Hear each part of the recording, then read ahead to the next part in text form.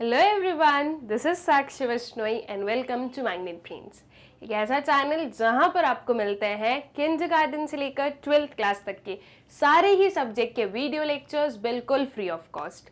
Magnet brains कुछ chapters या कुछ वीडियोस के बाद में आप लोगों से किसी भी काइंड ऑफ सब्सक्रिप्शन की डिमांड नहीं करता है, क्योंकि हम लोग प्रोवाइड करवाते हैं क्वालिटी एजुकेशन एकदम free of cost. Magnet Brains पर आपको वीडियो लेक्चर्स मिलते हैं related to your English medium school, Hindi medium school, CBSE, state boards, ये सब कुछ मिलेगा।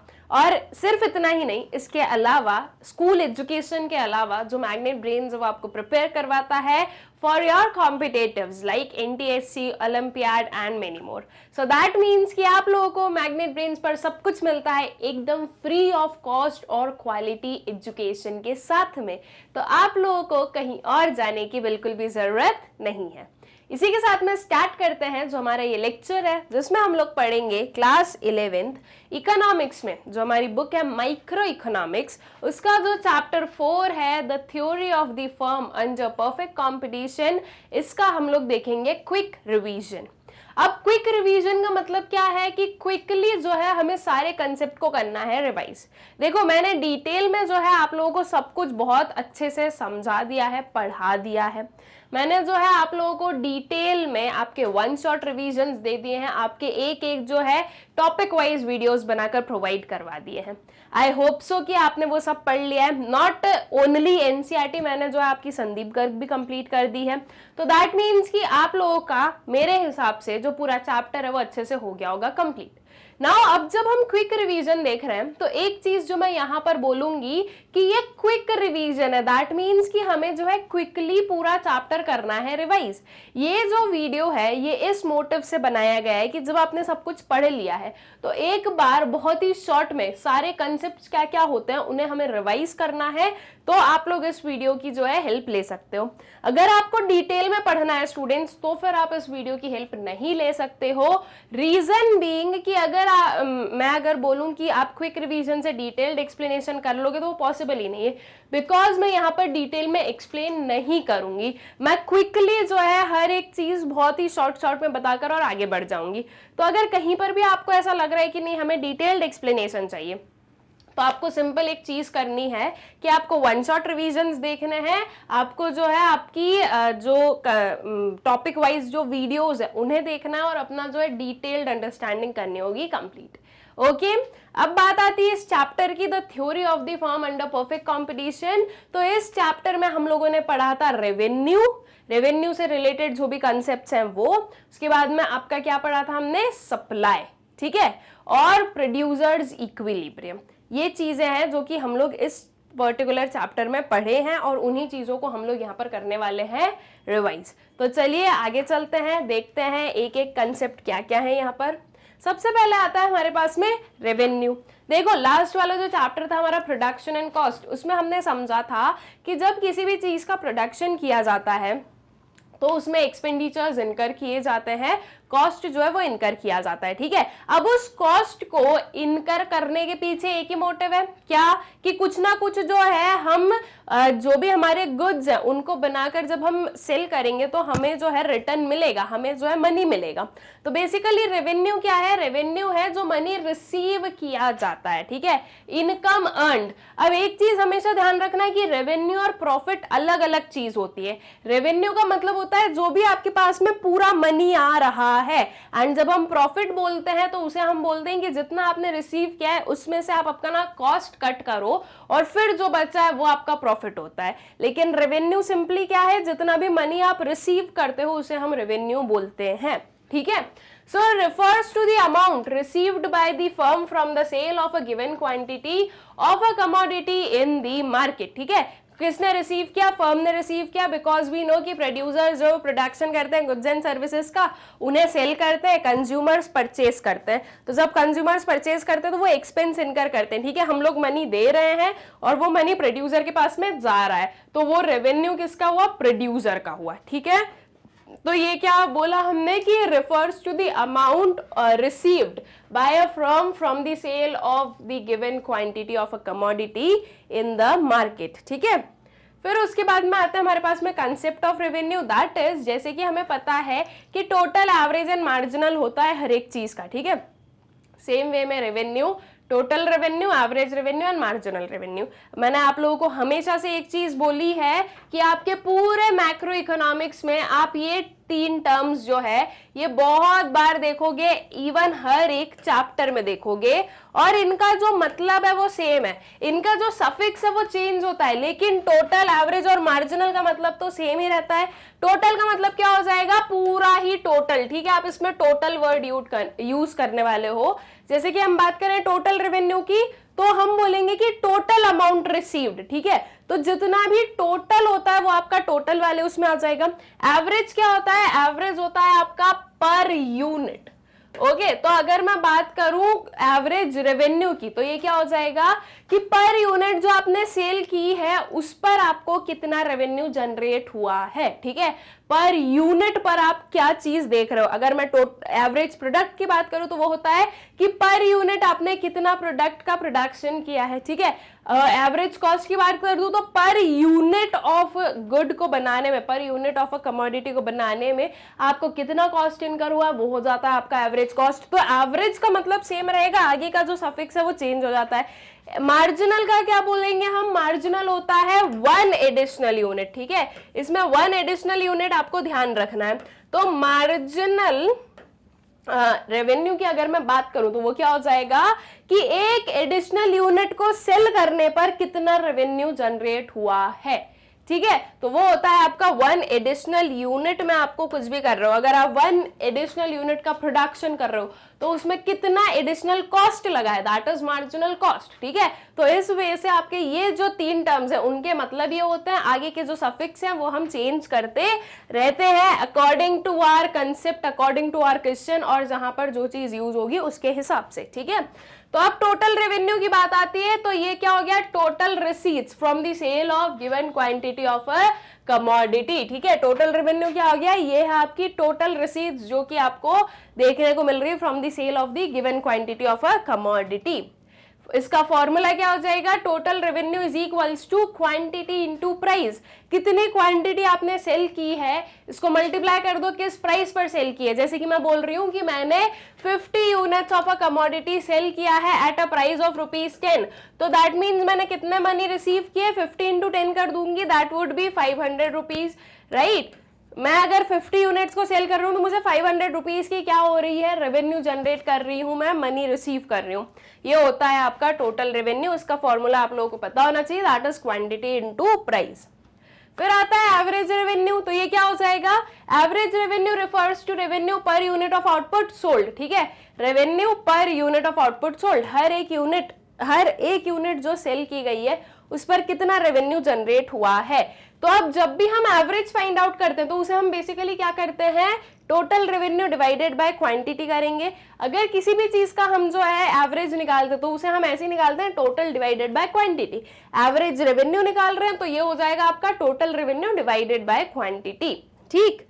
अब एक चीज आपको पता होना चाहिए, that is AR and price are same, that is what, average revenue और जो प्राइस होता है वो सेम होता है। अब ये कैसे सेम हुआ है इस चीज को समझ लो, बिल्कुल जो है हम इस चीज को जो है प्रूव कर सकते हैं। We know TR is equals to क्या होता है, क्वांटिटी इनटू प्राइस होता है।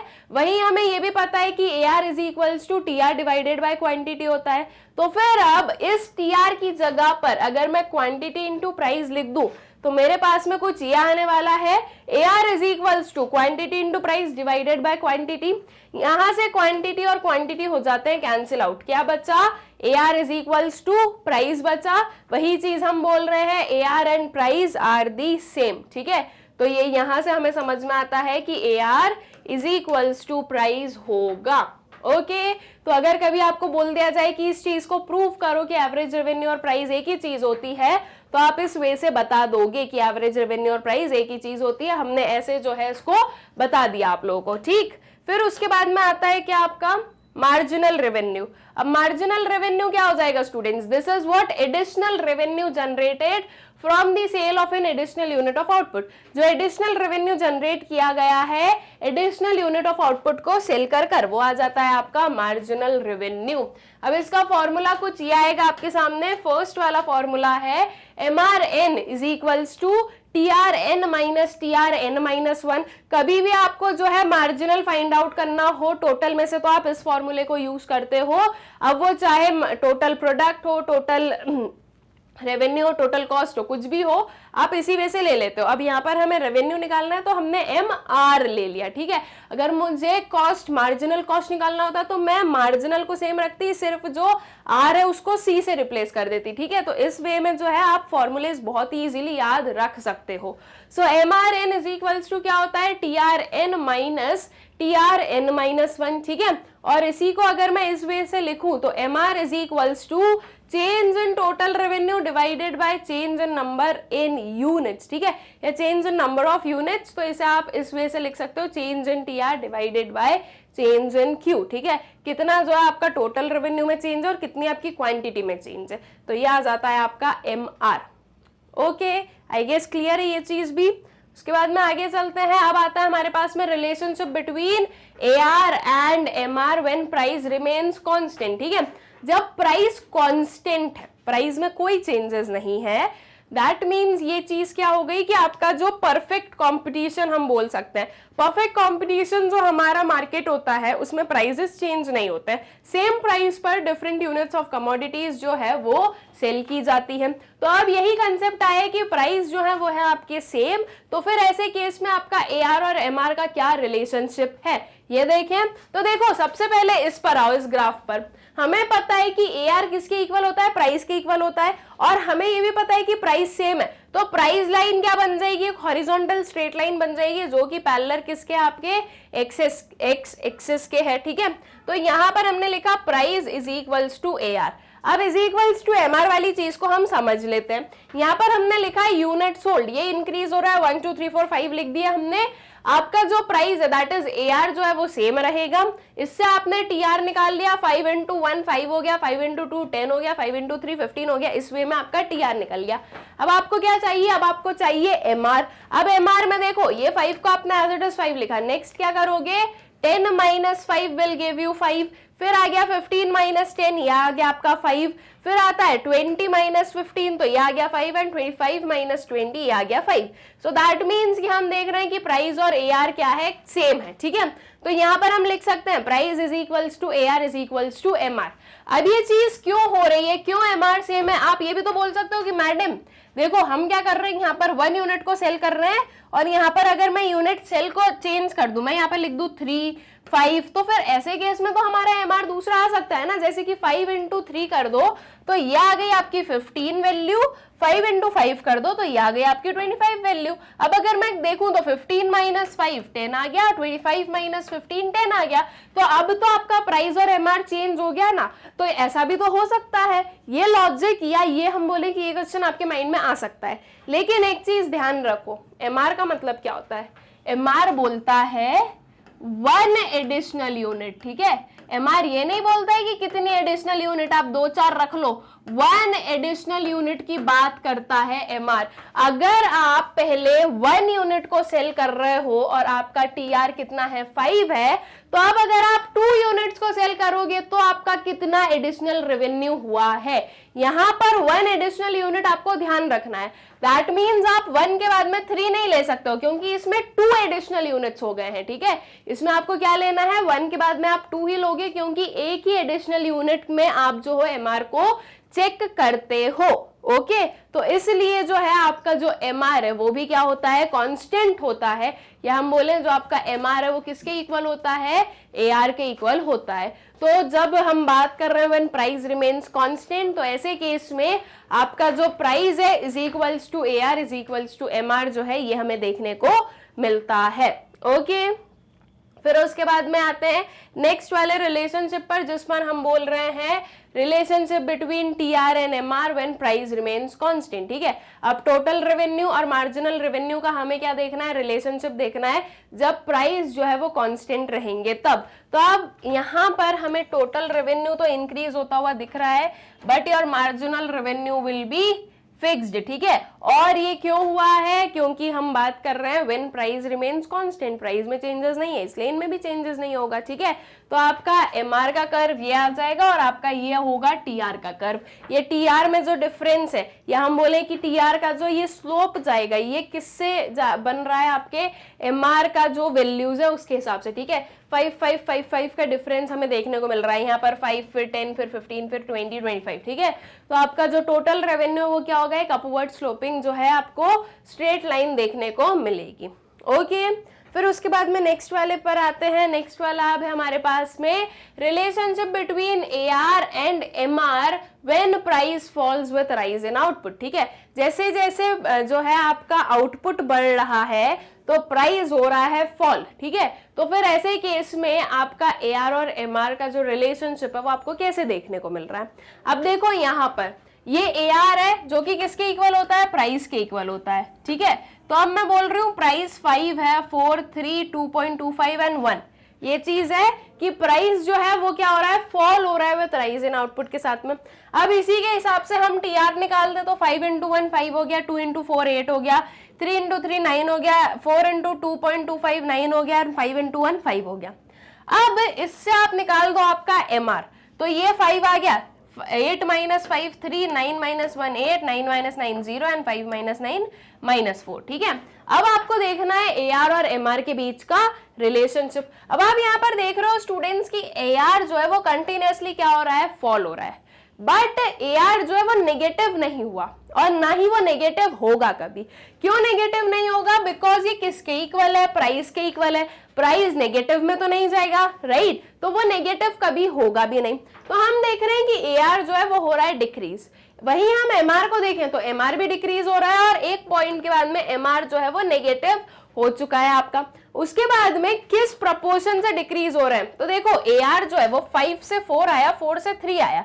यहाँ पर देखिए हम एमआर को तो ये ज्यादा स्पीड से फॉल हो रहा है, 5 से डायरेक्टली 3 आ गया और 3 से 1 आ गया, यहाँ पर 3 चल रहा है, यहाँ पर 1 आ गया है, ठीक है। सो दैट मीन्स हमारे एमआर की जो फॉल होने की रेट है वो ज्यादा है किससे, आपके एआर से। ओके, तो जब आप इसका ग्राफ बनाओगे, आप इसका कर्व बनाओगे, तो आपका जो एआर कर्व है वो आपके एमआर कर्व के अबव आएगा। और अबव क्यों आ रहा है, क्योंकि ये जो वैल्यूज है ये सारी इन वैल्यूज के अबव है। 5 5 ठीक है, दोनों एक जगह से स्टार्ट हो गए, यहाँ पर 3 है, यहाँ पर 4 है, तो 4 वाला कहाँ होगा, आपके राइट हैंड साइड पर होगा, ठीक है। तो ये इस साइड वाला आपका एआर कर्व आ जाता है, इस साइड वाला आपका एमआर कर्व आ जाता है। हम देखते हैं कि एआर और एमआर जो है ये कंटिन्यूअसली क्या होते हैं, डिक्लाइन होते हैं। आपका जो एमआर है वो नेगेटिव हो जाता है, बट एआर कर्व जो है वो कभी भी नेगेटिव में नहीं जाएगा। और वो क्यों नहीं जाएगा, बिकॉज वी नो कि एआर किसके इक्वल होता है, प्राइस के इक्वल होता है, और प्राइस जो है वो नेगेटिव नहीं हो सकती है। ओके, तो ये चीज है आप लोगों को याद रखनी, ये जो सिंपल से लॉजिक से ये पता होना चाहिए। ये kind of hot kind of question में पूछा जा सकता है कि क्या आपका एवरेज रेवेन्यू कभी नेगेटिव हो सकता है, तो आपको पता होना चाहिए नहीं हो सकता है, because average revenue and price are the same thing, ठीक है। फिर इसके बाद में नेक्स्ट आता है हमारा general relationship between AR and MR. जो एक जनरल रिलेशनशिप देखें, ना ही हम बात कर रहे हैं अपने किसकी, सिर्फ और सिर्फ अपने जो परफेक्ट कंपटीशन है, दैट मींस जब प्राइसेस कांस्टेंट है उसकी, और ना ही हम ये बोल रहे हैं कि जब प्राइसेस फॉल हो रहे हैं कंटिन्यूअसली। हम एक जनरली देख लें इन दोनों का जो रिलेशनशिप है एआर एंड एमआर का, तो आपका एआर एंड एमआर कर्व कुछ ऐसे बनने वाला है, when AR is more then MR, sorry when MR is more then AR, AR increases, ठीक है। जब एमआर जो है वो अगर एआर से ज्यादा रहता है तो एआर क्या होता है, इंक्रीज होता है। इस पॉइंट तक देखो, यहां तक जो है आपका एआर आपको क्या देखने को मिल रहा है, इंक्रीज हो रहा है। इसी को आप जो कॉस्ट से देखना स्टूडेंट्स, ये आपके कॉस्ट कर्व आप बनाते हो इस वे से, ठीक है। तो अब इसमें आप बोलते हो कि जब तक ये एमआर कर्व आपका किससे नीचे होता है, एआर कर्व से, सॉरी नॉट एमआर, एमसी, जब तक आपका एमसी कर्व जो है वो आपके बिलो एसी कर्व होता है, तो तब तक आप देखते हो एसी जो है वो डिक्लाइन होता है। अब इसमें आपको क्या देखना है, जब तक आपका MR curve above AR curve होता है तब तक एआर इंक्रीज होता है। हम रेवेन्यू को इंक्रीज करना ही चाहेंगे और कॉस्ट को डिक्रीज करना चाहेंगे, तो इसलिए इसमें ये फॉल होता है और उसमें क्या होता है, इंक्रीज होता है। दोनों जिस प्लेस पर इंटरसेक्ट करते हैं, MC is equals to AC जब होता है, तो ये दोनों क्या है, इक्वल होता है, एमसीसी इक्वल्स टू एसी, और एसी जो है वो उसके मिनिमम पर होता है, ठीक है। इस वाले पॉइंट पर क्या होता है कि एसी मिनिमम पर है। अब जब हम एआर एमआर की बात करें तो ये दोनों जहां पर इंटरसेक्ट करते हैं वहां पर आपका एआर जो है वो उसके मैक्सिमम पर होता है, ओके। फिर उसके बाद में आप देखते हो कि after this point AC curve जो है वो राइज होने लगता है, ये बताता हुआ कि अब जो है आपका एवरेज कॉस्ट इंक्रीज हो रहा है। वही हम यहाँ पर देखें तो ये दोनों इंटरसेक्ट कर लेते हैं, उसके बाद में क्या होता है, एआर कर्व आपको फॉल होता हुआ दिखता है, ठीक है।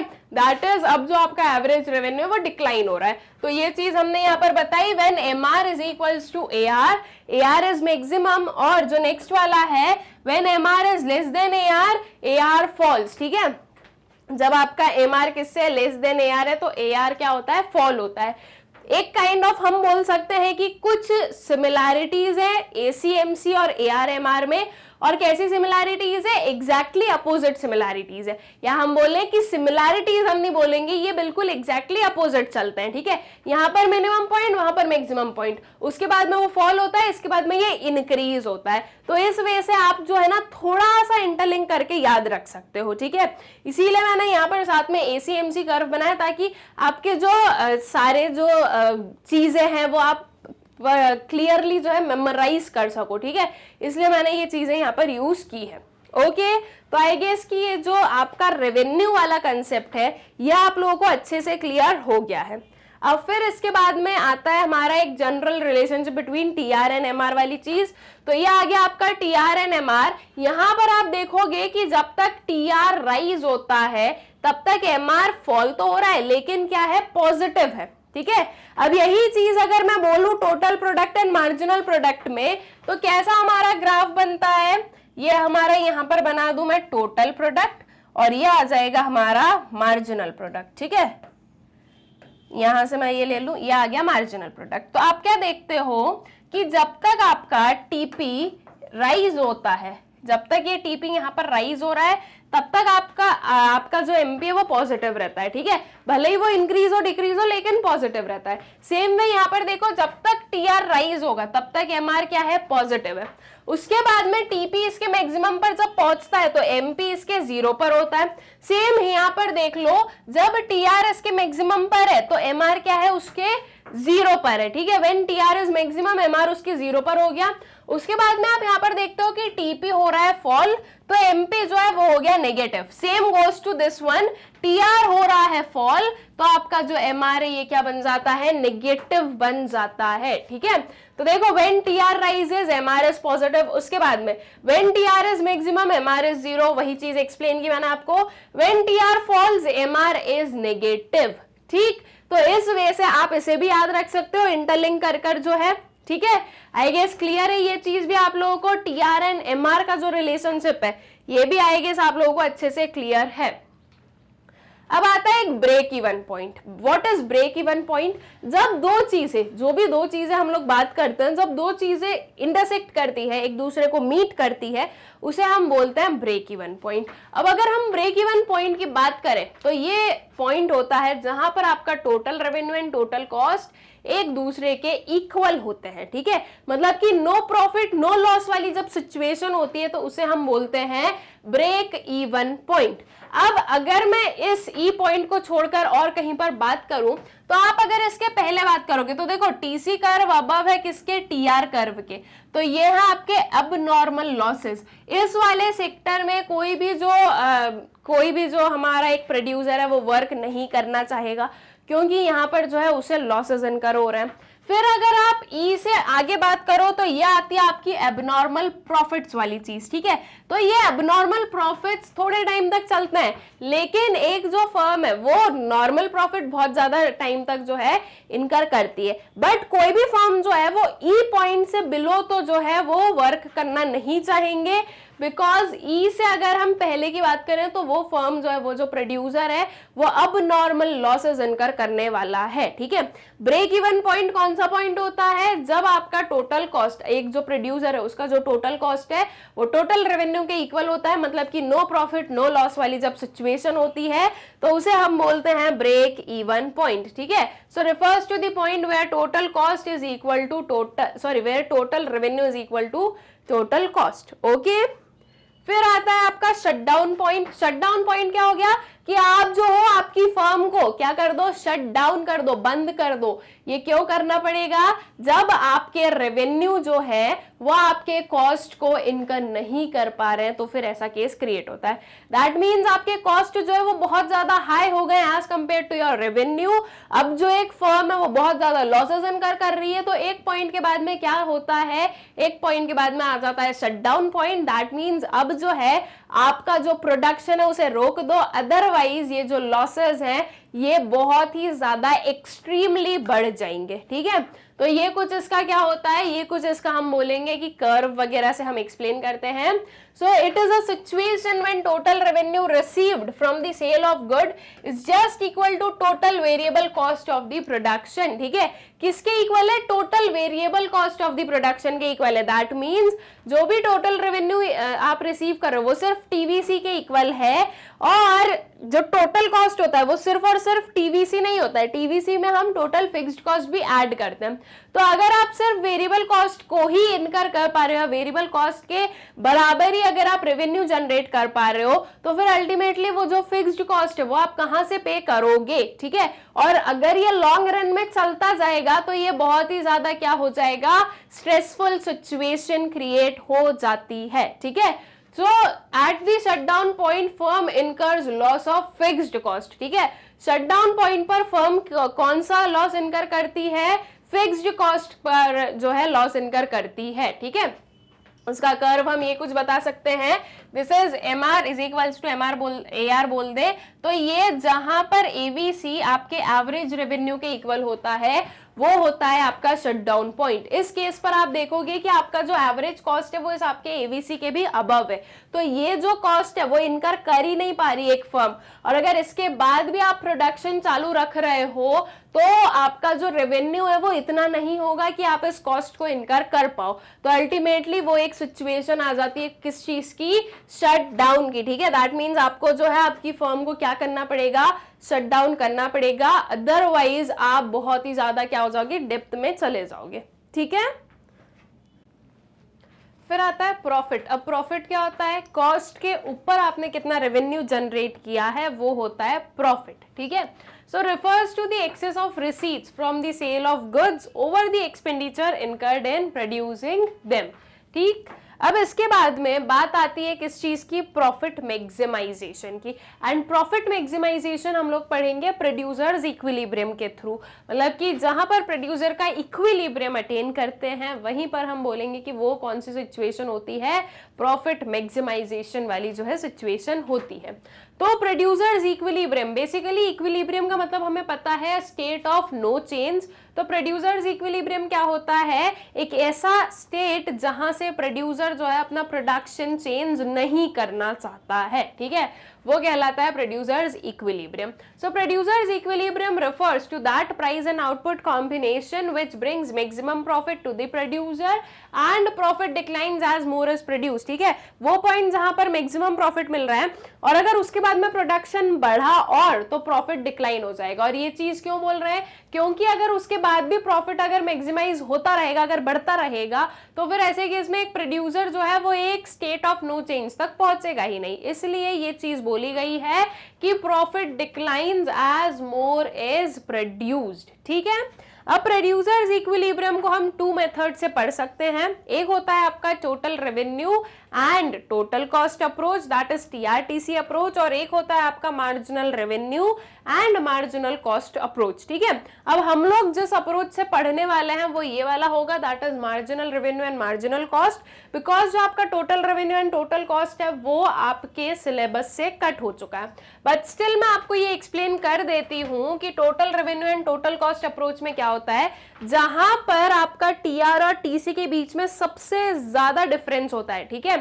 मतलब कि आप क्या करोगे, आपके पास में टोटल रेवेन्यू, आपके पास में टोटल कॉस्ट है, फिर आप फाइंड आउट करोगे प्रॉफिट कितना हो रहा है। प्रॉफिट को कैसे निकालोगे, TR माइनस TC करके, ओके, रेवेन्यू माइनस कॉस्ट करोगे, आपके पास में वेरियस वैल्यूज आएगी। जहां पर आपका मैक्सिमम प्रॉफिट आपको देखने को मिलेगा, उससे हम बोलेंगे कि उस पॉइंट पर एक जो प्रोड्यूसर है वो उसके इक्विलिब्रियम पर है। एक बार मैक्सिमम प्रॉफिट आ जाएगा और फिर उसके बाद में प्रॉफिट डिक्लाइन होने लगेगा। तो जहां पर मैक्सिमम प्रॉफिट आ जाएगा वो होता है आपका producers equilibrium by total revenue and total cost approach. जब हम बात करते हैं marginal revenue and marginal cost approach की, तो इसके अकॉर्डिंग दो कंडीशंस जो है वो फुलफिल होना जरूरी होती है। कौन कौन सी? जो आपका मार्जिनल कॉस्ट है वो आपके मार्जिनल रेवेन्यू के इक्वल होना चाहिए, फर्स्ट कंडीशन। और सेकेंड कंडीशन है कि marginal cost is greater than marginal revenue after MC is equals to MR output level. ठीक है, जो आपका मार्जिनल कॉस्ट है वो किससे ग्रेटर हो जाना चाहिए? मार्जिनल रेवेन्यू से। किसके बाद में? जब मार्जिनल कॉस्ट मार्जिनल रेवेन्यू के इक्वल हो जाए उसके बाद में। ठीक है, तो ये दोनों कंडीशंस जो है ये जब फुलफिल होती है तो उसी टाइम पर हम बोलते हैं कि प्रोड्यूसर उसके इक्विलिब्रियम पर है। अगर इनमें से एक भी कंडीशन जो है वो अगर फुलफिल नहीं हुई है, so that means at that point जो प्रोड्यूसर है वो उसके इक्विलिब्रियम पर नहीं कहलाता है। ठीक है, ये चीजें याद रखना है कि अगर हम marginal revenue marginal cost approach ले रहे हैं तो उसके अकॉर्डिंग ये दोनों ही कंडीशंस को फुलफिल होना कंपलसरी होता है। ठीक, अब इसका जो है शेड्यूल देखो तो यह आया आपका टोटल, यह आया आपका output price, total revenue, total cost, marginal revenue and marginal cost, और प्रॉफिट भी हम निकाल देते हैं TR माइनस TC करके। अब आप लोग देखोगे कि जहां पर आपका मैक्सिमम प्रॉफिट है उसी प्लेस पर आप ये भी देखोगे कि आपका मार्जिनल रेवेन्यू और मार्जिनल कॉस्ट इक्वल है, और जो सेकंड कंडीशन है वो भी फुलफिल हो रही है। मतलब कि चाहे आप TR TC से फाइंड आउट करो या आप MR MC से फाइंड आउट करो, एक जो प्रोड्यूसर है उसका जो इक्विलिब्रियम लेवल है वो दोनों से सेम ही निकलता है। अब अगर मैं यहाँ से मैक्सिमम प्रॉफिट देखूं तो देखो -1, 2, 6 एंड 6। अब इसमें मैक्सिमम क्या होगा? 6 होगा। फर्स्ट वाला 6 नहीं लेंगे, सेकेंड वाला लेंगे। यहां से वो कांस्टेंट हुआ, यहां पर वो मैक्सिमम हुआ और इसके बाद में वो फॉल हो रहा है। So that means at this point, that is जब 5 यूनिट्स ऑफ आउटपुट का प्रोडक्शन हो रहा है तो एक प्रोड्यूसर उसके इक्विलिब्रियम पर है according to TR TC approach, because मैंने प्रॉफिट को देखकर बताया। वहीं अगर मैं MR MC लूं तो देखो यहां पर देखो क्या हम लोग देख सकते हैं, MR is equals to MC है, बिल्कुल 12 इज इक्वल्स टू 12 हो रहा है। इसके बाद में अगर मैं नेक्स्ट देखूं तो आपका जो मार्जिनल कॉस्ट है वो क्या है? ग्रेटर देन मार्जिनल रेवेन्यू भी बन रहा है, 12 इज लेस देन 14, या फिर मैं बोलूं 14 इज मोर देन 12, ये चीज भी हो रही है। क्या इसके अलावा और कहीं कोई सी प्लेस पर MC is equals to MR है तो हम बिल्कुल बोल सकते हैं इस प्लेस पर। लेकिन इसके बाद में हम देख रहे हैं कि यहाँ पर आपका मार्जिनल कॉस्ट कम है और मार्जिनल रेवेन्यू ज्यादा है, तो इसके बाद में जो एक प्रोड्यूसर है वो अपना प्रोडक्शन जो है वो चालू रखेगा, बिकॉज वो रेवेन्यू ज्यादा जनरेट कर पा रहा है। ठीक है, तो इसलिए ये वाली प्लेस पर that is 2 units of output पर एक जो प्रोड्यूसर है वो उसके इक्विलिब्रियम पर नहीं होगा। कब होगा? जब हम बोल रहे हैं 5 यूनिट्स ऑफ आउटपुट का प्रोडक्शन हो रहा है। यह आपने TR TC अप्रोच से भी देख लिया और MR MC अप्रोच से भी हमने इसे देख लिया है। सो आई गेस कि आप लोगों को अच्छे से क्लियर है। उसके बाद में इसका ग्राफ देखो तो कुछ ये ग्राफ आएगा। अब यहाँ पर देखो एक इस पॉइंट पर इक्वल हो रहा है, एक इस पॉइंट पर इक्वल हो रहा है। अगर मुझे ग्राफ से समझाना हो तो मैं कैसे समझा दूंगी? सिंपल सी बात है, अगर मैं इसके बाद में देखूं तो ये जो मार्जिनल कॉस्ट है ये कम है, मार्जिनल रेवेन्यू ज्यादा है, तो हमें ये पता है कि मार्जिनल कॉस्ट को ज्यादा होना चाहिए। तो after this point that is के पॉइंट के बाद में जो मार्जिनल कॉस्ट है वो क्या हो गया? अबव हो गया आपके मार्जिनल रेवेन्यू के। या हम बोले कि marginal cost is more than marginal revenue वाली जो कंडीशन है वो हमारे सामने आ गई है। ठीक है, तो कौन सी वाली प्लेस पर जो एक प्रोड्यूसर वो इक्विलिब्रियम पर होगा? इस के पॉइंट पर, दैट इज ये के पॉइंट पर जो भी आपकी क्यू क्वांटिटीज होती है उस पर। ठीक, फिर उसके बाद में आगे चलो तो अब आता है producers equilibrium when price falls with rise in output. इसके पहले जो देखा था वो था व्हेन प्राइस रिमेन्स कांस्टेंट, अब हम देख रहे हैं when price falls with rise in output. Change कुछ नहीं होगा, बस यहाँ पर आपकी MR की वैल्यूज चेंज हो जाएगी, मतलब कि वो जो एकदम कांस्टेंट चल रहा था वो नहीं चलेगा, बाकी जो मेथड है वो सेम ही रहने वाला है। ये सारी चीजों के बाद में आप प्रॉफिट देखोगे 23306, तो मैक्सिमम प्रॉफिट क्या हो गया? 3 हो गया आपका मैक्सिमम प्रॉफिट। इस प्लेस पर मैं देखूं तो ये MR is equals to MC भी हो गया 4, और इसके बाद में आप देख रहे हो कि marginal cost is more than marginal revenue भी बन रहा है, और आपका MR is equals to MC और कहीं पर है क्या? नहीं है। तो दैट मीन्स जब 3 यूनिट्स ऑफ आउटपुट का प्रोडक्शन हो रहा है तो एक प्रोड्यूसर जो है वो उसके इक्विलिब्रियम पर कहलाएगा। ठीक है, तो आई गेस कि ये वाली कंडीशन भी क्लियर है। When price falls with rise in output वाली जो कंडीशन है ये भी आप लोगों को अच्छे से क्लियर है। इसके बाद में इसका ग्राफ ऐसा कुछ आ जाएगा, यहाँ पर आप एमआर को देखोगे कि आपको ये डाउनवर्ड स्लोपिंग जो है लाइन दिखेगी, डाउनवर्ड स्लोपिंग कर्व दिखेगा, एक स्ट्रेट लाइन नहीं मिलेगी, क्योंकि अब बात हो रही है कि प्राइस जो है वो फॉल होते हैं विद राइज इन आउटपुट। यहाँ पर भी एमसी का कर्व आपका सेम है, एफ वाले पॉइंट पर जो है इक्विलिब्रियम नहीं होगा, बिकॉज इसके बाद में हम देख रहे हैं MC is less then MR, और ई वाले पॉइंट पर हम देख रहे हैं कि MC is more then MR बना है। सो दैट मीन्स आपका जो ई पॉइंट है उस पर हम बोल रहे हैं कि एक जो प्रोड्यूसर है वो उसके इक्विलिब्रियम पर है। ठीक है, तो ये होता है हमारा प्रोड्यूसर्स इक्विलिब्रियम की जो पूरी पिक्चर थी, जो पूरा कंसेप्ट था, ये क्लियर। अब इसके बाद में नेक्स्ट वाली चीज आती है, दैट इज सप्लाई। अब सप्लाई क्या होता है? सप्लाई वो क्वांटिटी है किसी भी कमोडिटी की जो producers are willing and able to sell या फिर सप्लाई इन दी मार्केट। ठीक है, विलिंग एबल वाली चीज याद रखना इसमें भी, जैसे डिमांड में हम विलिंग और एबल चीज याद रखते हैं, वैसे ही आपको सप्लाई में भी जो विलिंग और एबल है ये याद रखना है। So supply refers to quantity of a commodity that a firm is willing and able to offer for sale at the given price during a given period of time। ठीक है, तो supply क्या हो गया? ये वो क्वांटिटी है किसी भी कमोडिटी की जो कि एक फर्म क्या कर रही है, विलिंग है और एबल भी है कि वो जो है सेल के लिए ऑफर कर सके किसी भी गिवन प्राइस पर during a given period of time. ठीक है, इसके 4 एसेंशियल यूनिट्स होते हैं, quantity of commodity, willingness to sell, price of commodity and period of time. ठीक है, मतलब कि आपकी जो डेफिनेशन है उसमें कुछ ये चीजें आ जानी चाहिए। ये याद रखना, विलिंगनेस एंड एबिलिटी दोनों जो है वो जरूरी है। सिर्फ विलिंगनेस हो तो भी जो है काम नहीं चलेगा कि भाई एक सेलर बोल रहा है कि मैं चाह रहा हूं कि मैं 20 यूनिट्स को सेल करूं, लेकिन मेरे पास में 5 यूनिट्स ही हैं, तो उसके पास में एबिलिटी नहीं है। ठीक है, विलिंगनेस के साथ साथ में एबिलिटी का होना भी जरूरी है जब हम सप्लाई की बात करें तो। ठीक है, तो ये कुछ जो होती है ये होती है आपके सप्लाई की डेफिनेशन। सप्लाई कौन करता है?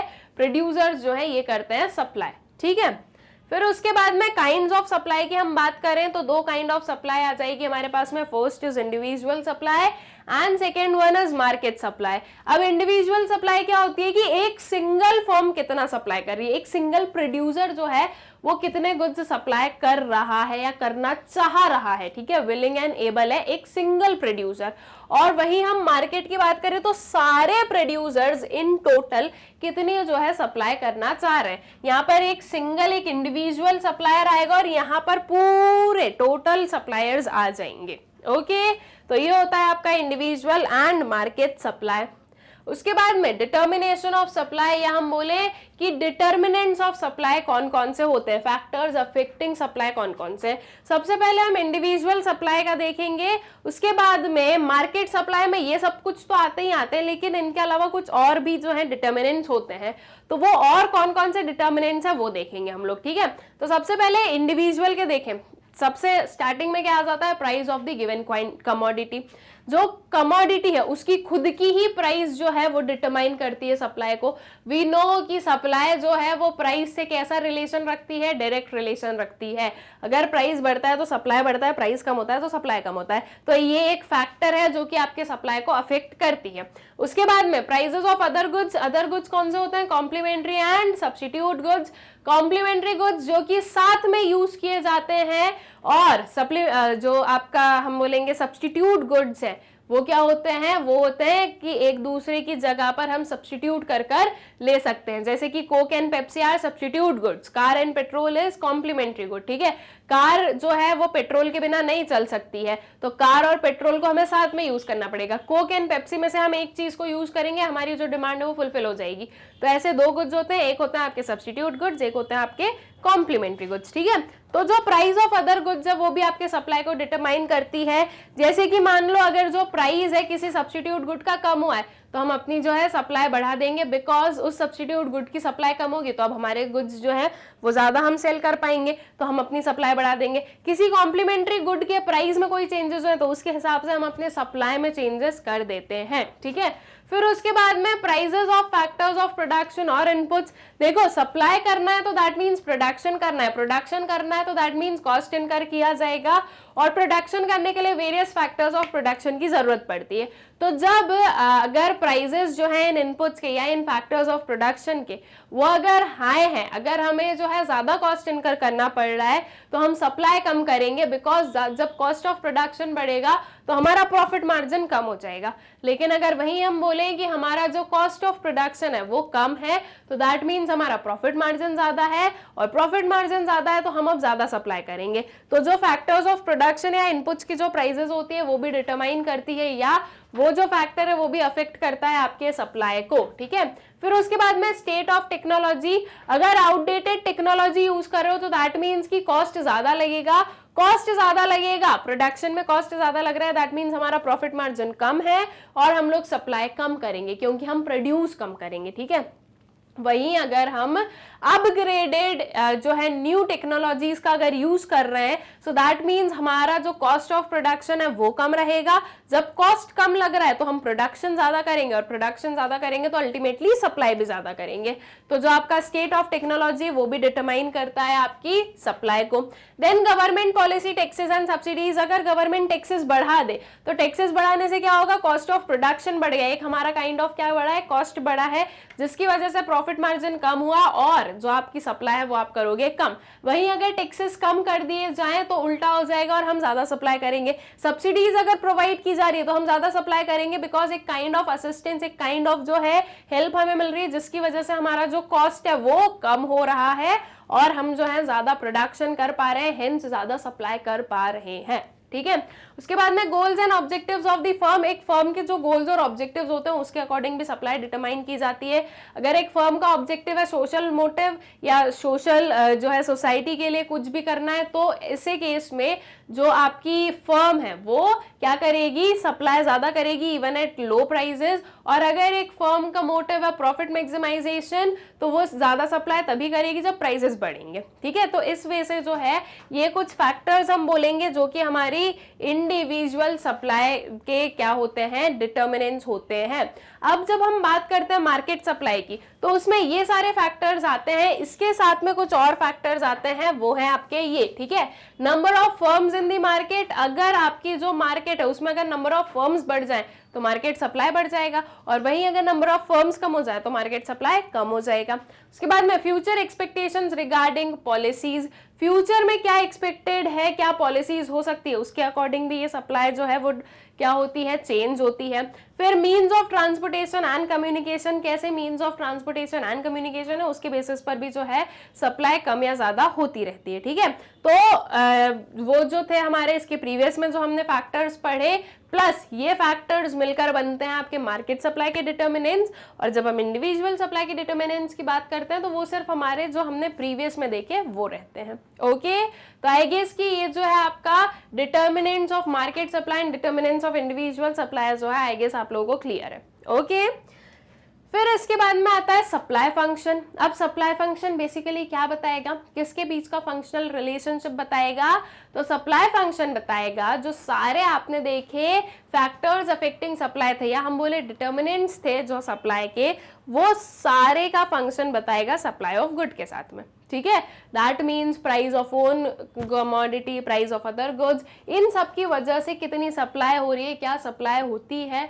ये होता है आपका फंक्शनल रिलेशनशिप। ठीक है, तो that is this shows the functional relationship between quantity supplied for a particular commodity and the factors influencing it। ठीक है, कितनी क्वांटिटी सप्लाई कर रहे हो आप एक पर्टिकुलर कमोडिटी की और उसको क्या फैक्टर्स इन्फ्लुएंस कर रहे हैं, ये होता है आपका सप्लाई फंक्शन। ठीक है, देन इंडिविजुअल सप्लाई की बात करें तो इसमें आपने जो इंडिविजुअल सप्लाई के जो हमारे फैक्टर्स है वो लिखे, P of x that is S of x है, तो P of x क्या हो जाएगा आपका price of commodity x, P of O that is other goods, price of other goods.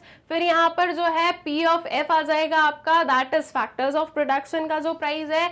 S of T that is state of technology, ये जो T है ये आ जाएगा आपका टैक्सेशन, और ये जो G है ये हो जाता है आपका गोल और ऑब्जेक्टिव्स ऑफ द फर्म। वही हम मार्केट सप्लाई की बात करें तो S of X is equals to, यहाँ तक तो आपको पता ही है, इसके बाद में ये तीनों आ जाते हैं, that is number of firms, उसके बाद में F आ जाता है आपका फ्यूचर एक्सपेक्टेशंस के लिए, और फिर जो हमारा लास्ट वाला है वो भी आ जाता है। ठीक है, तो ये कुछ होते हैं हमारे सप्लाई फंक्शन, हम जिसे कहते हैं ये। अब इसके बाद में आता है कि आपके पास में सप्लाई शेड्यूल। तो what is schedule?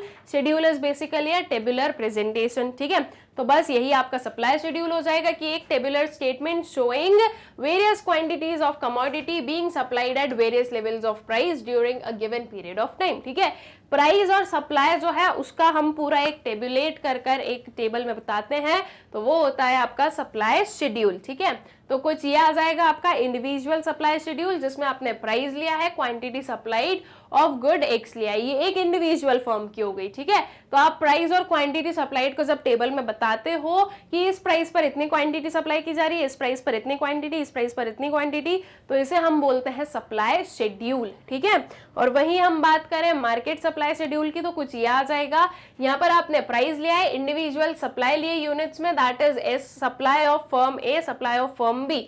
Market supply क्या होता है? सारे जो इंडिविजुअल फर्म्स हैं उनको एड ऑन करके आप लिखते हो, तो मार्केट सप्लाई हो जाएगा आपका S A plus S B. ठीक है, that is supply of firm A plus supply of firm B. आप करोगे 5 + 10, 10 + 20, 15 + 25, इस वे में जो है आपको आपकी मार्केट सप्लाई जो है ये मिलती है। ओके, तो ये हो गया आपका मार्केट सप्लाई का schedule, that is individual supply जो है उन सबको आप ऐड कर आपकी मार्केट सप्लाई जो है ये करते हो फाइंड आउट। ठीक, फिर उसके बाद में नेक्स्ट पर आ जाओ सप्लाई कर्व। अब कर्व क्या हो जाएगा? Basically graphical presentation. ठीक है, जो आपने इंडिविजुअल सप्लाई शेड्यूल देखा उसको आपने ग्राफ में बना दिया, वो इंडिविजुअल सप्लाई कर्व हो गया। जो आपने मार्केट सप्लाई शेड्यूल देखा उसको आपने ग्राफ में बना दिया, तो वो आपका मार्केट सप्लाई कर्व हो गया। ठीक है, तो ये हो गया आपका graphical representation of individual and your market supply schedules. ठीक है, इंडिविजुअल सप्लाई शेड्यूल आपको कुछ ऐसा देखने को मिलेगा जिसमें आप क्या देखोगे? अपवर्ड स्लोपिंग ग्राफ देखोगे। अपवर्ड स्लोपिंग क्यों है? Because price and quantity supplied में डायरेक्ट रिलेशनशिप होता है, इसलिए इसमें हम एक अपवर्ड स्लोपिंग जो है ग्राफ देखते हैं।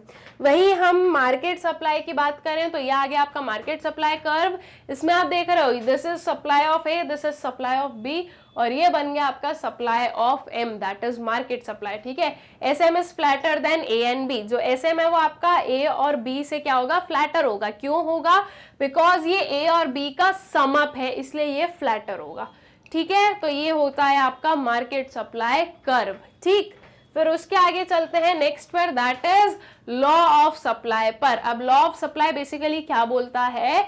लॉ ऑफ सप्लाई बोलता है कि जो सप्लाई और क्वांटिटी जो क्वांटिटी सप्लाइड और जो प्राइस है उन कमोडिटी की, बाकी सारे फैक्टर्स को कांस्टेंट रखे अगर हम, तो हमें इन दोनों के बीच में कौन सा रिलेशनशिप देखने को मिलता है? डायरेक्ट रिलेशनशिप देखने को मिलता है। ठीक है, दैट इज व्हाट कि आपकी जो ये स्टेटमेंट है वो बोल रही है the direct relationship between price and quantity supplied keeping other factors constant, that is ceteris paribus, हम इस फिनोमेना को बोलते हैं। आपका सिर्फ और सिर्फ प्राइस जो है वो चेंज होगा, और प्राइस और क्वांटिटी सप्लाइड में कैसा रिलेशनशिप है? डायरेक्ट है। बाकी सारे फैक्टर्स को आप रखोगे constant, that is price of other goods, state of technology, future expectations, prices of factors of production, goals of the firm, या फिर हम बोले कि taxes and subsidies, that is government policy. ये सारी चीजें जो है ये क्या रहेंगी? ये सारी कांस्टेंट रहेंगी, इनमें कोई भी चेंजेस नहीं है, सिर्फ और सिर्फ प्राइस में चेंज हो रहा है। तो जब प्राइस में चेंज होता है तो उसकी वजह से क्वांटिटी सप्लाइड में जो हम चेंज देखते हैं वो हमें एक डायरेक्ट चेंज समझ में आता है। दैट इज अगर प्राइस इंक्रीज हो रहा है तो आपकी क्वांटिटी सप्लाइड भी इंक्रीज हो रही है, और अगर प्राइस डिक्रीज होता है तो आपकी क्वांटिटी सप्लाइड भी क्या होती है? डिक्रीज होती है। ओके, आई गेस क्लियर है ये चीज कि लॉ ऑफ सप्लाई क्या बोलता है।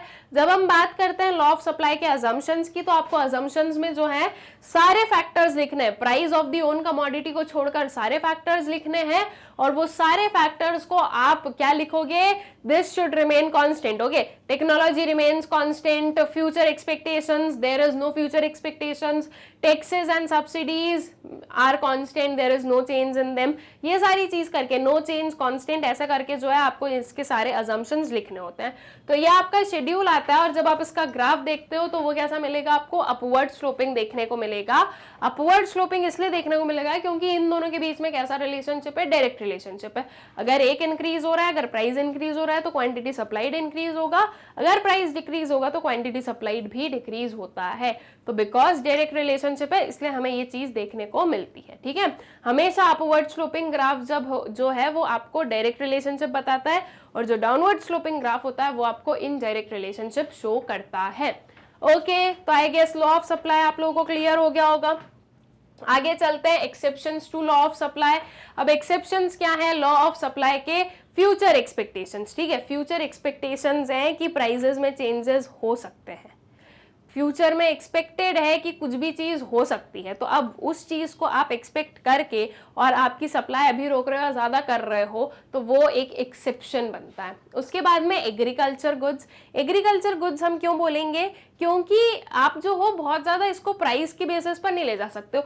अगर गुड्स रखे रखे खराब हो गए तो फिर क्या कर लोगे, राइट। तो ऐसा नहीं है, अगर कई बार क्या होता है कि कम प्राइस होने के बाद भी जो है सप्लाई बढ़ती है, रीजन बीइंग कि स्टोर करके रखना जो है वो ज्यादा हम बोलेंगे रिस्की हो जाता है। तो एग्रीकल्चर गुड्स में हमें ये देखने को मिलता है। पेरिशेबल गुड्स, दैट इज जो गुड्स क्या हो जाते हैं, खराब हो जाते हैं, खराब हो नहीं जाते हैं सॉरी, जिनकी लाइफ टाइम कम रहती है। तो अगर उनकी लाइफ टाइम कम है और अगर हम बोल रहे हैं कि नहीं प्राइस बढ़ेगा तब हम इसे सेल करेंगे, सो दैट मीन्स कि जब प्राइस बढ़ेगा तब तक वो गुड्स जो है वो काम के बचेंगे ही नहीं। ठीक है, जैसे कि मान लो मैं बात कर रही हूँ किसी भी फ्रूट की, ग्रेप्स की बात कर रही हूँ। अब अगर ग्रेप्स को मैं 1 महीना रख के रखूंगी वो खराब हो जाएंगे, राइट। अब मैं बोल रही हूँ नहीं 1 महीने बाद प्राइसेस बढ़ेंगे, तो मैं 1 महीने उन्हें नहीं रख के रख सकती हूँ। ठीक है, मुझे कम प्राइस पर भी उनकी सप्लाई करनी पड़ेगी, अदरवाइज अभी जो मुझे अमाउंट मिल रहा है वो मुझे बाद में भी नहीं मिलने वाला है, बिकॉज ये खराब हो जाएंगे। तो जो पेरिशेबल गुड्स है उन पर लॉ ऑफ सप्लाई जो है वो एप्लीकेबल नहीं है। उसके बाद में rare articles. Rare articles students high price के होते हैं। ठीक है, रेयर आर्टिकल्स जो है वो आपको कॉस्टली मिलते हैं। अब उनकी प्राइसेस हाई है येट उनकी सप्लाई नहीं बढ़ती है, क्यों, because they are rare articles, वो बहुत ज्यादा क्वांटिटी में नहीं है, वो बिकॉज लिमिटेड क्वांटिटी में है, इसीलिए उनकी जो प्राइसेस वगैरह वो हाई रहती है। तो एज दी लॉ से कि अगर प्राइस बढ़ रहा है तो आपकी सप्लाई बढ़नी चाहिए, बट रेयर आर्टिकल्स में हम देखते हैं प्राइस ज्यादा है या प्राइस बढ़ रहा है फिर भी जो सप्लाई है वो नहीं इंक्रीज होती है। ठीक है, तो ये भी क्या है, इसका एक्सेप्शन है। एंड बैकवर्ड कंट्रीज भी जो है वो इसका क्या बनती है, एक्सेप्शंस बनती है कि वहां पर जो है कम प्राइसेस पर भी क्या होगा, ज्यादा सप्लाई होगी। ओके, तो ये कुछ एक्सेप्शंस हैं to the law of supply. हर एक लॉ के कुछ ना कुछ एक्सेप्शंस होते हैं जो कि हमारे पास में लॉ ऑफ सप्लाई के ये हैं। ठीक है, आई गेस ये पूरी जो हमारा लॉ ऑफ सप्लाई वगैरह सब कुछ है ये अच्छे से क्लियर है आप लोगों को। फिर आता है movement along the supply curve. ठीक है, जब हम बात कर रहे हैं movement along the supply curve की, तो सप्लाई कर्व में ही मूवमेंट होता है, अपवर्ड या डाउनवर्ड। ठीक है, न्यू सप्लाई कर्व नहीं बनता है। ओके, सो जब मूवमेंट होता है तो उस सिनेरियो को हम बोलते हैं change in quantity supplied. Change in supply and change in quantity supplied different चीजें होती है। चेंज इन क्वांटिटी सप्लाइड इसका मतलब कि आपका जो सप्लाई कर्व है उसमें मूवमेंट हमें देखने को मिल रहा है। अब मूवमेंट क्यों होता है, because of change in price of the own commodity. ठीक है, बाकी सारी चीजें कांस्टेंट है, अगर सिर्फ और सिर्फ प्राइस में चेंज हो रहा है तो उसकी वजह से जो चेंज होता है आपके सप्लाई कर्व में उसे हम बोलते हैं चेंज इन क्वांटिटी सप्लाइड, जो कि आपका मूवमेंट जो है कहा जाता है। ठीक है, so leads to movement along the supply curve. अब जो मूवमेंट है वो 2 टाइप से हो सकता है, इधर अपवर्ड मूवमेंट और डाउनवर्ड मूवमेंट। ठीक है, दोनों में से कुछ भी हो सकता है। अपवर्ड मूवमेंट कब होगा, जब आपकी सप्लाई इंक्रीज हो रही है, इसे हम बोलते हैं एक्सपेंशन इन सप्लाई। और डाउनवर्ड मूवमेंट होता है जब आपकी सप्लाई कॉन्ट्रैक्ट होती है या हम बोले सप्लाई कम होती है, उसे हम बोलते हैं कंट्रैक्शन इन सप्लाई। ठीक है, अब इसे आप ग्राफ की हेल्प से देख लो तो आपको और ज्यादा क्लैरिटी बन जाएगी। सबसे पहले आता है एक्सपांशन इन सप्लाई। एक्सपांशन क्यों हो रही है supply? Because of the change in the price of the own commodity. तो सप्लाई जो प्राइस है वो इंक्रीज हो रहा है, इसकी वजह से जो क्वांटिटी है वो भी क्या हो रही है? इंक्रीज हो रही है। इसे आप इस वे में देखोगे, पहले आपकी इनिशियल सप्लाई का ये हो गया और फिर जो है ये एक्सपांड होकर अपवर्ड मूव होकर आपकी जो है बी वाला पॉइंट बन रहा है। ठीक है, इसी सेम वे में अब जो है कंट्रैक्शन इन सप्लाई देख लो। यहाँ पर जो है आपका प्राइस कम हो रहा है, 20 से 15 आ गए, तो क्वांटिटी सप्लाइड भी क्या हो गई है? कम हो गई है, 100 से 70 आ गई। यहाँ पर आप इसके कर्व में देख सकते हो, पहले ये ए पॉइंट था, अब हम ए से नीचे आ गए, बी पॉइंट पर आ गए, जो कि आपको बता रहा है कि आपकी जो सप्लाई है ये हो गई है कम। ठीक है, ये होता है आपका expansion and contraction in supply. अब इसके बाद में एक और केस आता है जब हम बात करते हैं शिफ्ट इन सप्लाई कर्व की। तो शिफ्ट कब होता है? तो इसमें आपके जो own price of the commodity, okay, या फिर price of the own commodity हम बोले तो वो कांस्टेंट रहेगा और बाकी किसी भी फैक्टर में जो है चेंजेस हो सकते हैं। तो ये जो आपका शिफ्ट इन सप्लाई कर्व है इसे हम चेंज इन सप्लाई कहते हैं। ठीक है, मूवमेंट को हम चेंज इन क्वांटिटी सप्लाइड कहते हैं और शिफ्ट को हम चेंज इन सप्लाई कहते हैं। This occurs due to change in factors other than price. Price constant है, बाकी किसी भी फैक्टर में चेंज हो सकता है। This leads to shift in supply curve, और ये जो है ये इधर राइटवर्ड शिफ्ट हो सकता है या फिर लेफ्टवर्ड शिफ्ट हो सकता है। अगर फेवरेबल चेंजेस हो रहे हैं तो राइटवर्ड शिफ्ट होगा, मतलब कि सप्लाई बढ़ेगी, और अगर अनफेवरेबल चेंजेस हो रहे हैं मतलब कि सप्लाई कम होगी तो वो लेफ्टवर्ड साइड शिफ्ट होगा। ठीक है, तो राइटवर्ड शिफ्ट को हम कहते हैं इंक्रीज इन सप्लाई और लेफ्टवर्ड शिफ्ट को हम कहते हैं डिक्रीज इन सप्लाई। ये जो इंक्रीज इन सप्लाई है this is due to favourable changes in other factors other than other factors at the same price, और ये जो है due to unfavourable changes in other factors at the same price. इसमें जो आपका price है वो सेम रहेगा। जैसे कि हम इंक्रीज इन सप्लाई की बात करें तो देखो प्राइस सेम है 2020, प्राइसेस में कोई चेंजेस नहीं है।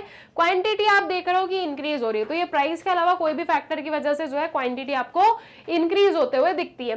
तो यह आ गया आपका इंक्रीज इन सप्लाई। ये 20 आपकी कॉन्स्टेंट जो है सप्लाई वो प्राइस की जो लाइन है वो बनी। एसएस आपका इनिशियल सप्लाई कर्व है, इससे इंक्रीज होकर ये S1 चला गया, that is increase in supply. Rightward shift हमें देखने को मिला है। ठीक है, इसके बाद में हम आगे चलें, यहाँ पर देखें तो ये आता है आपका decrease in supply. Price same है, इसमें आपकी सप्लाई हो रही है डिक्रीज। आप यहाँ पर देखोगे कि इस एसएस कर्व से ये S1 कर्व पर आ गया, दैट इज लेफ्टवर्ड जो है ये शिफ्ट हुआ है। ओके, तो ये आपका movement and shift along the supply curve है। इसके बाद में आता है हमारे पास में नेक्स्ट वाला concept, that is price elasticity of supply. Now what is price elasticity of supply? ये बेसिकली आपको बताती है कि प्राइस के रिलेशन में या प्राइस के चेंज के रिलेशन में आपकी सप्लाई कितनी चेंज होती है। ठीक है, मतलब कि अगर प्राइस में चेंज है तो उसके हिसाब से आपकी जो सप्लाई वो कितनी इलास्टिक है। अगर ज्यादा चेंज होता है सप्लाई में तो हम बोलते हैं कि ये हाईली इलास्टिक है, या उसे हम बोलेंगे कि ये इलास्टिक सप्लाई है। और अगर कम चेंज है with the change in price तो इसे हम लेस इलास्टिक या इन इलास्टिक सप्लाई कहते हैं। ठीक है, so elasticity of supply is basically what degree of responsiveness of supply of the commodity with reference to change in the price of the commodity. ठीक है, किस वे से रिस्पॉन्स कर रही है जो सप्लाई है वो with the change in the price. अब ये जो आपका प्राइस इलास्टिसिटी ऑफ सप्लाई है इसे आप फाइंड आउट कैसे करते हो? इसके लिए आपके पास में वेरियस फॉर्मूला होते हैं। फर्स्ट वाला आता है आपके पास में percentage method of measuring price elasticity of supply. तो इसका फॉर्मूला आपके सामने ये आता है, that is percentage change in quantity supplied divided by percentage change in price. ठीक है, ये फॉर्मूलेज आपको पता होना चाहिए, ये आपके जो है न्यूमेरिकल्स में पूछे जाते हैं, मतलब कि न्यूमेरिकल्स जो है वो इनसे बनाए जाते हैं। तो अब percentage change in quantity supplied को हम कैसे फाइंड आउट करते हैं? तो इसे फाइंड आउट करने का फॉर्मूला होता है change in quantity supplied divided by initial quantity multiplied by 100। ठीक है, ये होता है आपका percentage change in quantity supplied. अब चेंज इन क्वांटिटी को आप कैसे फाइंड आउट करते हो? तो इसको आप फाइंड आउट करते हो new quantity minus initial quantity supplied. ठीक है, Q1 is your new quantity supplied and Q is your initial quantity supplied. तो हम चेंज इन Q को निकालते हैं Q1 माइनस Q करके, और वही हम परसेंटेज चेंज इन प्राइस की बात करें तो इसे हम फाइंड आउट करते हैं change in P divided by P P multiplied by 100 करके चेंज इन P को आप फाइंड आउट करते हो P1 माइनस P करके, ठीक है।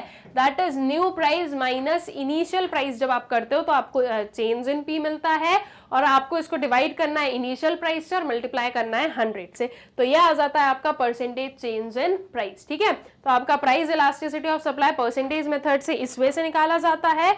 और एक और मेथड होता है दैट इज प्रोपोर्शनेट मेथड। इसका फॉर्मूला आपके सामने ये है, change in Q divided by change in P multiplied by Q divided by P। Change in Q और चेंज इन P निकालना मैंने अभी अभी आपको बताया, और आपको initial Q divided by initial price करना होता है, ठीक है। तो इस वे से भी आपकी जो इलास्टिसिटी ऑफ सप्लाई है आप उसे फाइंड आउट कर सकते हो, ठीक। दोनों फॉर्मूलेज आए हैं, आप लोगों को क्लियर है। अब आगे चलो और जो kinds of elasticity of supply है ये पढ़ते हैं, जो कि हमारा लास्ट टॉपिक होगा इस वाले हमारे लेक्चर का, ठीक है। अब basically 5 kind of elasticity of supply होती है। जैसे इलास्टिसिटी ऑफ डिमांड 5 काइंड की होती है, सेम वे में इलास्टिसिटी ऑफ सप्लाई 5 काइंड की होती है।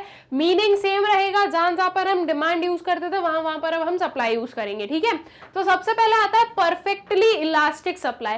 परफेक्टली इलास्टिक सप्लाई का मतलब क्या हो गया कि बहुत ही इलास्टिक है ये सप्लाई, ये बहुत ही ज्यादा चेंज हो सकती है। That means perfectly elastic supply basically आपको ये बताती है कि with slight change in the price जो सप्लाई है वो इनफाइनाइट यूनिट्स तक चेंज हो सकती है। तो इसका जो हम बोलें कि इसका जो शेड्यूल है वो कुछ इस वे में आएगा, स्लाइट चेंज या नो चेंज भी हम इसको बोल सकते हैं। 30-30-30 इसका प्राइस हमने लिया और सप्लाई आप देख रहे हो 100-200-300, that is on same price. जो अनलिमिटेड या हम बोलें कि इनफाइनाइट चेंज हो रहा है सप्लाई में, इसका ग्राफ ऐसा बनता है जिसमें कि आपका ये जो सप्लाई कर्व है ये हॉरिजॉन्टल स्ट्रेट लाइन बनती है, जो कि आपको बताती है कि सेम प्राइस पर आपके वेरियस जो क्वांटिटीज है ये सप्लाई की जा रही है। इसमें जो आपकी इलास्टिसिटी ऑफ सप्लाई है वो किसके इक्वल होती है, इन्फिनिटी के equal. That is ES is equals to infinity होता है, ठीक है। अगर हम प्रैक्टिकली बोलें तो ऐसी वाली सिचुएशन जो है वो कहीं पर भी हमें देखने को नहीं मिलती है, ओके। फिर इसके बाद में सेकेंड वाला काइंड आता है that is perfectly inelastic supply. अब जो परफेक्टली इलास्टिक सप्लाई था उसका जस्ट अपोजिट आ जाता है परफेक्टली इनइलास्टिक। मतलब कि आप चाहे प्राइस में कितना भी चेंज कर लो, हम जो है अपनी जो सप्लाई है उसमें कोई भी चेंजेस नहीं करने वाले, ठीक है। दैट इज आप प्राइस में कितना भी अप एंड डाउन कर लो but supply will remain same. ये होती है परफेक्टली इनइलास्टिक सप्लाई। इसमें आपका जो ES है वो किसके इक्वल होता है, 0 के इक्वल होता है, ठीक है। दैट इज शोइंग कि 0 जो है वो चेंज होगा सप्लाई में। इसमें आप देखोगे प्राइस 20, 30, 40 हो रहा है बट जो सप्लाई है वो एग्जैक्टली सेम है 20, 20, 20। इसमें जो आपका ग्राफ है वो इस वे से बनेगा जिसमें आपकी एक वर्टिकल लाइन बनेगी पैरेलल टू Y एक्सिस, जो कि ये बता रही है कि आपकी क्वांटिटी सप्लाइड सेम है एंड प्राइसेस आप कितने भी चेंज कर सकते हो, okay. This is perfectly inelastic supply. फिर आता है हाईली इलास्टिक सप्लाई। अब what is highly elastic supply, मतलब कि इलास्टिसिटी ज्यादा है। एक सबसे पहले आती है हमारे पास में यूनिटरी इलास्टिक, जिसमें कि ES इज इक्वल्स टू 1 होता है, जो कि हमें क्या बोलता है, यहाँ पर पहले हम यूनिटरी इलास्टिक पढ़े फिर इन पर आएंगे। यूनिटरी इलास्टिक सप्लाई क्या बोलता है, ES इज इक्वल्स टू 1 है। दैट मीन्स जितना प्रपोर्शन से आपका प्राइस चेंज हो रहा है सेम प्रपोर्शन से जो है आपकी सप्लाई भी चेंज हो रही है, ठीक है। दैट इज आप यहाँ पर देखोगे 10, 15, 100, 150, ठीक है। तो आप इसका परसेंटेज निकालोगे कि change in price and change in supply, तो आपका सेम परसेंटेज ये आने वाला है। दैट इज जितना प्रपोर्शन से प्राइस चेंज है उतना ही प्रपोर्शन से सप्लाई चेंज होगा। इसे हम बोलते हैं यूनिटरी इलास्टिक सप्लाई। उसका कर्व एग्जैक्टली ऐसा बनता है जो कि ओरिजिन से स्टार्ट होता है और यहाँ पर ये जो चेंज है ये सेम रहता है, ठीक है। अब ये तो हो गया यूनिटरी इलास्टिक और आपने एक पढ़ लिया परफेक्टली इलास्टिक। तो अब हम अगर बात करें कि हाईली इलास्टिक की अगर बात करें तो ये कहीं ना कहीं आपके यूनिटरी इलास्टिक और परफेक्टली इलास्टिक सप्लाई के बीच में आने वाला है। तो इसे हम डिफाइन करते हैं ES is more then 1। That is जो आपका चेंज इन सप्लाई है वो आपका चेंज इन प्राइस से ज्यादा होता है, तो उसे हम बोलते हैं कि ये है हाईली इलास्टिक सप्लाई, ठीक है। तो ये प्राइस 10, 15 और सप्लाई आप देखोगे 100, 200 आ गई है, ठीक है। तो दैट मीन्स कि यहाँ पर जो चेंज है वो ज्यादा है। अगर मैं इसका परसेंटेज निकालूं तो देखो चेंज इन P कितना हो गया मेरा, 15 minus 10 this would be 5। Initial P हो गया ये 10 और ये किया हमने 100। प्राइस आपका चेंज हो रहा है कितने, 50% से। और वहीं अगर मैं क्वांटिटी की बात करूं तो ये कितने परसेंट से चेंज हो रही है, this is changing by 100%, right. इन दोनों के बीच का difference change in Q 100, initial Q और ये 100 चेंज हो गया, ये 100% से चेंज हो रहा है। दैट इज आपकी जो प्राइस में चेंज है उससे ज्यादा आपकी सप्लाई में चेंज होता है। तो this is ES is more then 1, that is highly elastic supply. इसका जो आप सप्लाई कर्व देखते हो वो वाई एक्सिस से स्टार्ट होता है, ओरिजिन से स्टार्ट नहीं होगा, वो वाई एक्सिस से स्टार्ट होगा, ठीक है। इसमें आप देखोगे ये प्राइस में चेंज है और ये सप्लाई में आपका चेंज आपको देखने को मिलेगा। All right, I guess clear हो गया आपको हाईली इलास्टिक सप्लाई। अब इसी की तरह इसका अपोजिट देख लो, that is less elastic supply. तो लेस इलास्टिक सप्लाई में बेसिकली यहां पर आपको देखने को मिलेगा ES इज लेस देन 1। अब इसमें प्राइस में चेंज 50% है, सप्लाई में कितना चेंज है निकाल लो, 120 minus 100 will give you 20, initial quantity 100 और ये हो गया 100। सप्लाई में चेंज है हमारा 20% का। दैट मीन्स आपकी जो सप्लाई में चेंज है वह आपके प्राइस में चेंज से कम होता है जब हम बात करते हैं लेस इलास्टिक सप्लाई की। That is ES is less then 1 की जब हम बात कर रहे हैं तब। और जो आपका ये कर्व है वो आपका स्टार्ट होता है फ्रॉम एक्स एक्सिस। यहाँ पर आपने देखा ओरिजिन से स्टार्ट होने वाला कौन सा है, यूनिटरी इलास्टिक हो गया। हाईली इलास्टिक वाई एक्सिस से स्टार्ट होगा और लेस इलास्टिक जो है वो आपके एक्स एक्सिस से स्टार्ट होगा। वहीं अगर मैं बोलूं कि हमारा जो परफेक्टली इन इलास्टिक है वो कहां से स्टार्ट होता है, एक्स एक्सिस से स्टार्ट होता है और इस वे में जाता है। और वही जो हमारा परफेक्टली इलास्टिक होता है वो वाई एक्सिस से स्टार्ट होता है और इस वे में जाता है, ठीक है। तो अगर वाई एक्सिस से आपके स्टार्ट हो रहे हैं कर्व, दैट मींस उनमें इलास्टिसिटी ज्यादा है। एक्स एक्सिस से अगर स्टार्ट हो रहे हैं तो दैट मींस उनमें इलास्टिसिटी कम है। और अगर ओरिजिन से अगर आपका जो कर्व है वो स्टार्ट हो रहा है, दैट इज ये कौन सा हम बोलेंगे, यूनिटरी इलास्टिक सप्लाई हमें देखने को मिल रही है। ऑल राइट, आई गेस कि ये चीजें क्लियर है। ये जो degrees of elasticity of supply है आई गेस ये क्लियर है। साथ ही ये जो हमारा पूरा ही चैप्टर था that is the theory of the firm under perfect competition, I hope so आप लोगों को हो गया है अच्छे से क्लियर। अब स्टूडेंट्स एक और जो चीज आप लोगों को छोटी सी पता होगी और पता होनी चाहिए, दैट इज अब जो मैग्नेट ब्रेन्स है वो हिंदी में भी अवेलेबल है। That is Hindi medium students के लिए भी जो है अवेलेबल है ये, और उसके लिए एक सेपरेट चैनल है that is magnet brains Hindi. आप लोगों को जाना है मैग्नेट ब्रेन्स हिंदी को, करना है सब्सक्राइब और इसे ज्यादा से ज्यादा शेयर करना है ताकि ज्यादा से ज्यादा स्टूडेंट्स तक इसकी इंफॉर्मेशन पहुंचे कि अब जो है मैग्नेट ब्रेन्स हिंदी भी अवेलेबल है, जहां पर आपको हिंदी मीडियम स्कूल से रिलेटेड या हिंदी मीडियम जो हमारे कोर्सेज हैं उनसे रिलेटेड वीडियो लेक्चर्स मिलते हैं। इसके अलावा स्टूडेंट्स एक और चीज जो आप लोगों को बहुत अच्छे से पता ही है और मैं फिर से बता देती हूँ, that is for your convenience. आप लोगों को जो ये मैग्नेट ब्रेन्स के जो हमारे वीडियोस है ये सिर्फ और सिर्फ यूट्यूब पर नहीं मिलते हैं, बट जो हमारी ऑफिशियल वेबसाइट है दैट इज www.magnetbrains.com एंड जो हमारा ऐप है मैग्नेट ब्रेन्स, आप लोग जाकर इनसे भी एक्सेस कर सकते हो। यूट्यूब पर कई बार प्रॉब्लम होती है आप लोगों को प्लेलिस्ट वगैरह ढूंढने में, तो द बेटर ऑप्शन है कि आप वेबसाइट या फिर ऐप पर चले जाओ, वहां पर आपको सब कुछ बहुत सिस्टमैटिकली अरेंज्ड मिलेगा और बहुत ही इजीली जो है आप वहां से अपने जो भी वीडियोस है वो फाइंड आउट कर पाओगे। तो आई होप सो कि ये चीज भी आप लोगों को क्लियर है। एंड ऑल्सो आप लोगों को एक और चीज क्या करनी है कि हमारा जो यूट्यूब चैनल है मैग्नेट ब्रेन्स उसे भी लाइक सब्सक्राइब एंड शेयर आप लोगों को करना है। आई होप सो ये सारी चीजें आप लोगों को क्लियर है, जो चैप्टर है वो भी अच्छे से क्लियर है एंड ये जो क्विक रिवीजन था वो आप लोगों के लिए बेनिफिशियल रहा होगा। Thank you.